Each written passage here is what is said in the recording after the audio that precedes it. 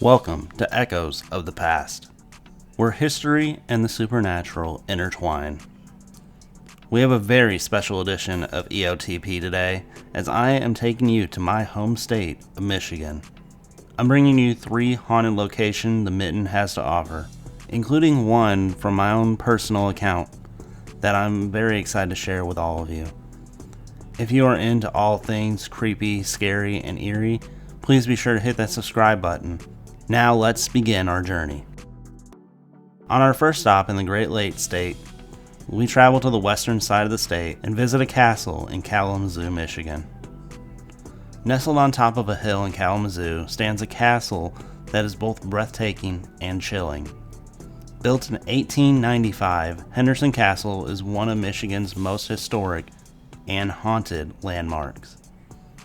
But behind its stunning exterior lies a dark mystery, one filled with ghostly apparitions, unexplained voices, and eerie encounters that have left visitors questioning what lingers within its walls. Tonight, we're diving deep into the history and hauntings of the Henderson Castle, and trust me, this place has some stories to tell.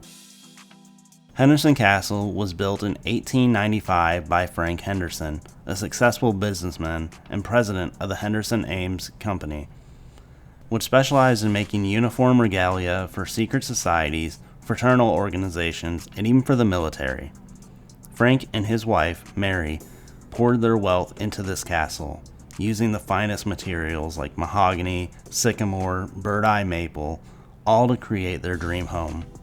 But their time here was short-lived. Just 4 years after the castle's completion, Frank passed away, leaving Mary alone in the mansion.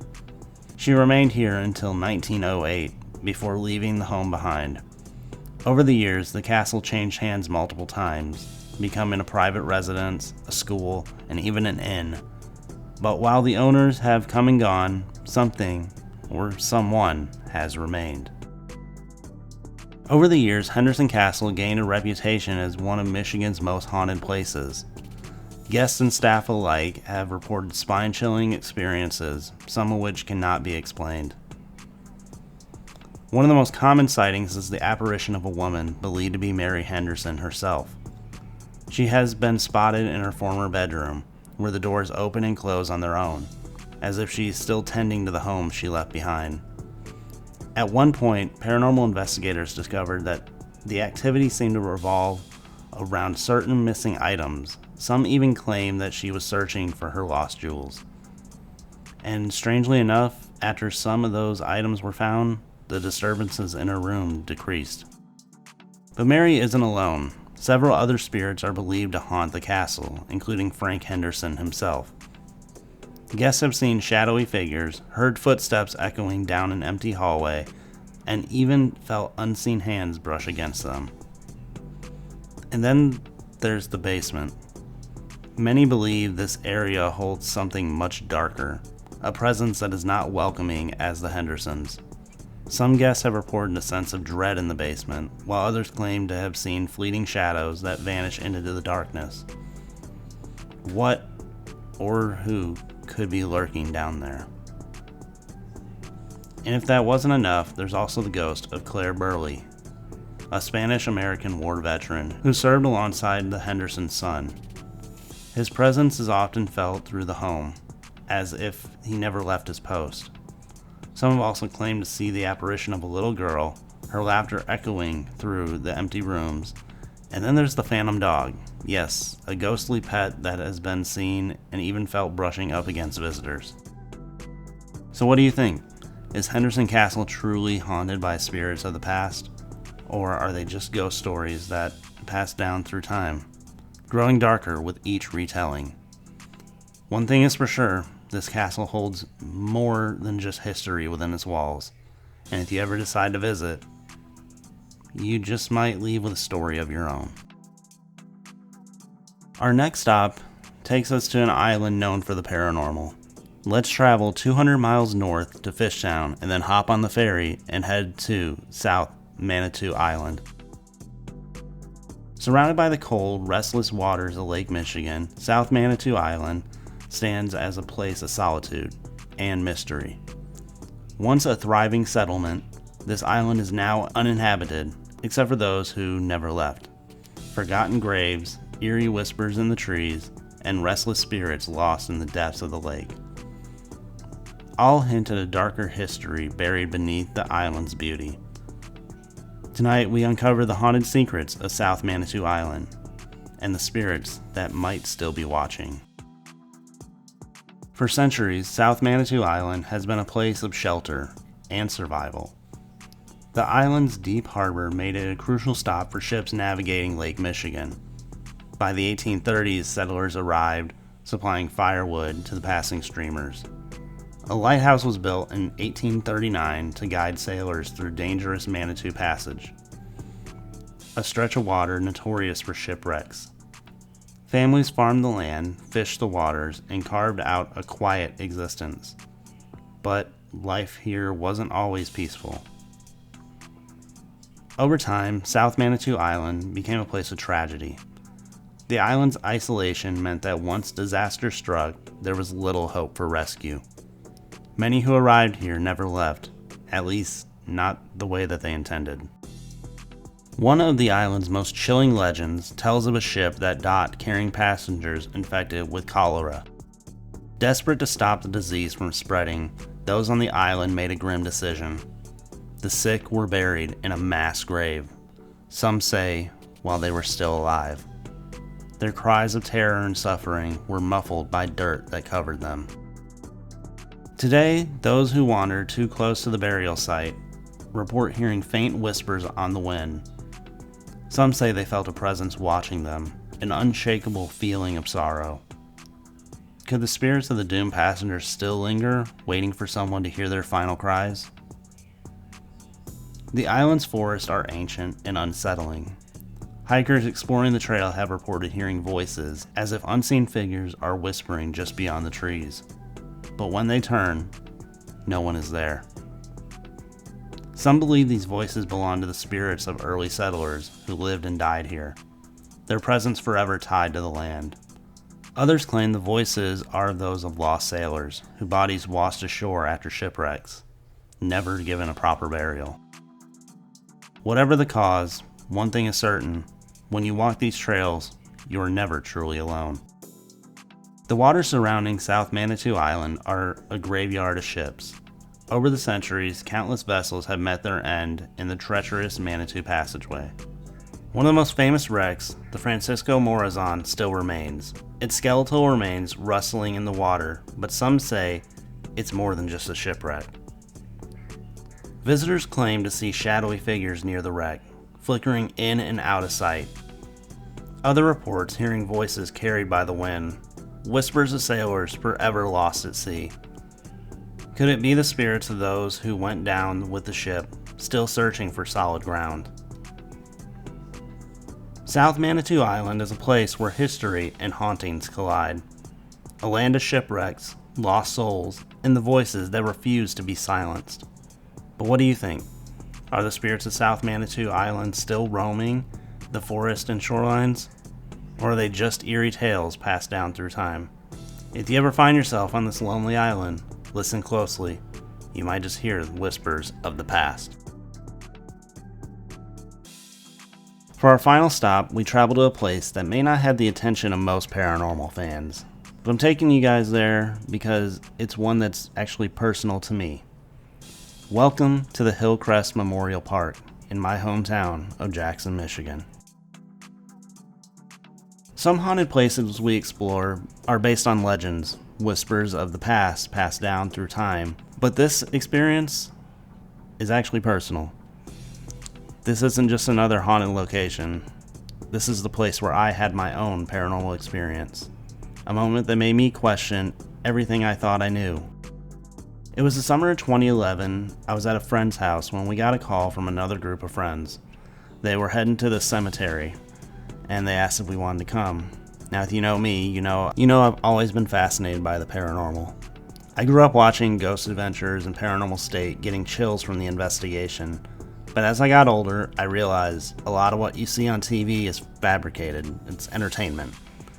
And that made me wonder, is any of it actually real? Or are we just scaring ourselves with these stories? That night, I wanted to find out. We pulled up to the cemetery, stepping out into the cool night air. Right away, something caught our attention. In the middle of the cemetery stood a small building. At first, we weren't sure what it was. Was it a mausoleum, a caretaker shed, something else? But then we heard movement. Soft, shuffling sounds coming from inside the building. I stood frozen, my breath caught in my throat. A thought crept into my mind, one that I couldn't really shake. What if that door at the front just opened? What if something or someone was standing on the other side? Or worse, what if there was nothing there at all? That was enough for me, and I grabbed my friends and we moved deeper into the cemetery.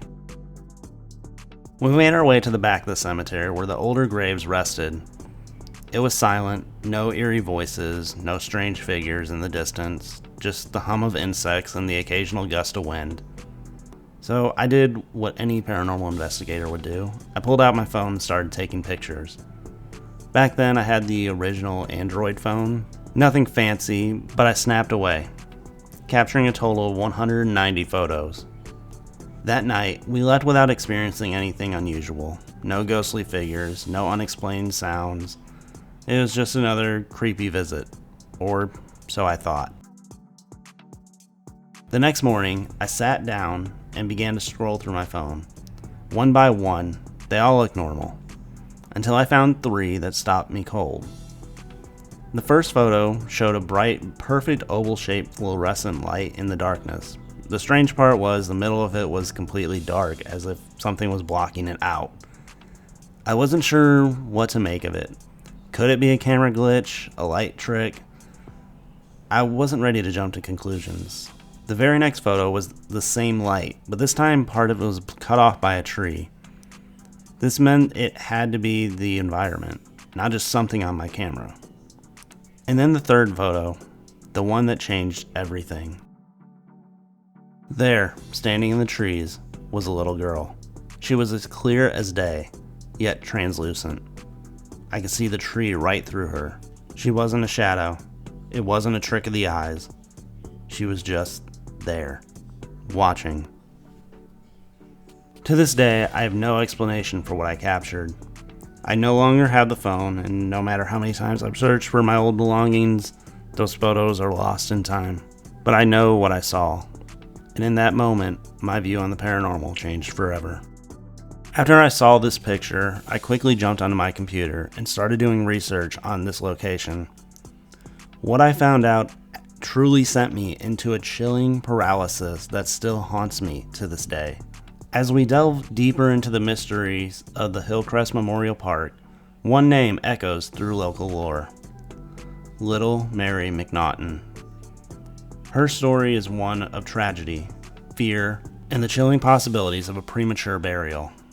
Born on September 5th, 1884, Mary was the granddaughter of Moses Archibald McNaughton, a prominent figure in Jackson history.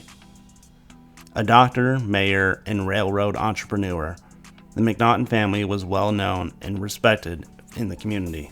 In July of 1892, at the tender age of 7, Mary fell gravely ill. It is believed she suffered from an illness likely caused by a ruptured appendix, a condition with limited treatment options in those days. Tragically, Mary succumbed to her illness and was laid to rest in what was then known as Oaks Cemetery, now a part of Hillcrest Memorial Park. That night, grief enveloped the McNaughton household as Mary's parents tried to find solace in their sleep. Her mother was jolted awake by a horrifying premonition. She screamed, "My baby's been buried alive." Convinced all this dreadful possibility, the family rushed to Mary's grave and exhumed her coffin. Upon opening the casket, their worst fears seemed confirmed. While Mary remained lifeless, inside the coffin lid bore deep scratch marks, as if she tried to escape her premature burial. Since that fateful night, tales of Mary's restless spirits have persisted. Visitors to Hillcrest Memorial Park have reported sightings of a translucent young girl wandering amongst the tombstones, her presence both sorrowful and unsettling. Some believe she searches for peace, while others think she's reliving her final desperate moments. I too have encountered what I believe to be Mary's spirit. The photograph I captured that night, a clear image of a little girl, translucent yet unmistakable, aligned with the countless accounts from what others who have felt her presence. It is important to note that the City of Jackson and MLive, which is the Michigan News, has stated that there is no record of Mary's grave being dug up after she was buried, and that appears to be an urban legend. However, it does seem that it is very well possible that Little Mary does haunt this cemetery. The legend of Little Mary McNaughton serves as a haunting reminder of the thin veil between life and death, and the stories that linger long after we're gone. Whether you believe in the paranormal or not, her tale continues to captivate and terrify those who visit her final resting place. And that concludes our journey through Michigan's most haunted locations. From the eerie halls of Henderson Castle, to the ghostly shores of South Manitou Island, to the tragic spirit of Little Mary McNaughton at Hillcrest Memorial Park, these stories remind us that history never truly rests. Whether these spirits are real or just legends passed down through time, well, that's for you to decide. Michigan is home to countless haunted places, and this is just the beginning. If you enjoy this journey into the unknown, don't forget to hit that subscribe button and join me as we uncover more of the eerie, the unexplained, and the downright terrifying. We're on the road to 100 subscribers, and your support means everything. Like the video, drop a comment about which location creeped you out the most, and let me know where we should investigate next. Until next time, stay curious, stay cautious, and remember, sometimes the past refuses to stay buried. As always, thank you for spending a little bit of your evening with me.